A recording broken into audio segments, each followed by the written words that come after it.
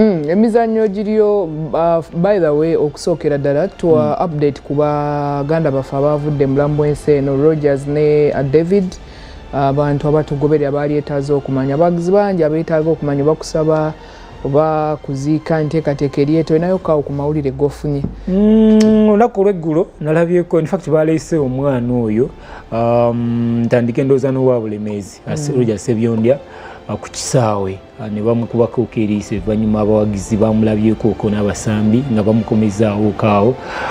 ne leero agenda kutambuzibwa waliwo univasi kwagenda okubeera agenda kujja kubeera kaawo then mukaseera kikamu akuzikwa olunaku lwanja nakaseke ejo agenda okubanga ekyalo bakita Kasiiso yesu agenda okuba nga ate aziikibwa so bannabulemezi ne bannabyamizannyo okutwaliza ewamu andowoozaamuko nti ke kaseera okuba nga tumuwerekera. By the way nina statement gyenjagala okukola siina gwe ngenda kusongamu lugalo wadde I have the names nagamba gemu eyo nagiraba gemu eyo mukugiraba injuries zaalimu eziwerako because mu left back ya Kyaggwe Shikanga bamutomera afuluma ebweru bamusiba bandage akomawo kati mu kuzannya ennyo fourth official n'alaba ng'omwana akola ki nga omanyi omukugu ng'olaba tali steady kati Shikanga afuluma bayingiza Kisozi era ya crossing omupiira ogwo but omugenzi omupiira kubanga baamuteeka ka stretcher ne bafulumya nze nali ntudde awo wennyini ngenda okulaba omuntu gwe bafulumya tafiibwako ambulance weeri bwe bamufulumya tenti bwe bamuyingiza bwe bamufulumya tenti just a quick thought nga bwe nalowooza ekintu nga tokyogedde nenga mubani muli mu munda nenga naye omwana gwe batafaako bwafunira wano ekizibu so emboozi zonna ezeetoolodde ezimu za mitimbagano sijja zigendamu nnyo kubanga sirina clarity naye nze kyenjagala okugamba abantu guno omupiira ogulaba waliwo kye bayita fair play jo nabadde mpuliriza omulangira David Lumansi n'akigirayo ddala bulungi ekyokulabirako kye yawadde nti fair play woyinza ogigirayo Chris nti babalimu eggoolo emu bakuwadde omupiira naye ogenda okwabula bwoti ne kipa omuyiseko ogenda okulaba wali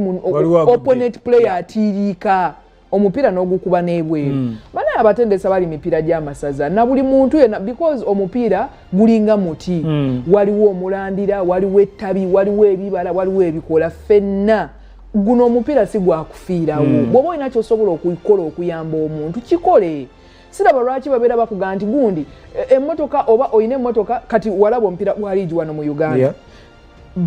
ambulance bagitandika omupiira gutudde ng'ogamba nti nze ttiimu zaffe ezannya zakakuku sijja nakubawa we should differentiate between football rivalryism and humanity. Obuntu ak'obuntu kasigalemu bw'oba olina ky'osobola okukola bakusabye ekisimuzo okuddusaayo omuntu kiweeyo bamutwala obulamu bukoleki naye noga sijja kubawa naffe waffe bw'anaalwala ate ambulance teriwo that is just a thought waayo ekintu omuntu bamuyambe ate namwe abantu omanyi abantu bagana n'okuyita mu miryango mwennyini nti awo tetujja kuyitawo mbirabye ku bisaawe ebyenjawulo tetugenda kuyitawo so nze nkizaayo ku batendesi baffe simanyi maanyi ge muyina ekyo kintu nzize nkyogera Chris simanyi abatendesi ba omupiira oguli amateur simanyi oba amaanyi ge muyina mugamanyi because mu abatandika ku ba football stars saa weno nadde ndaba interview Alan Okero naye ng'ayogera ku Coach Malinga yamusanga eri Kibuli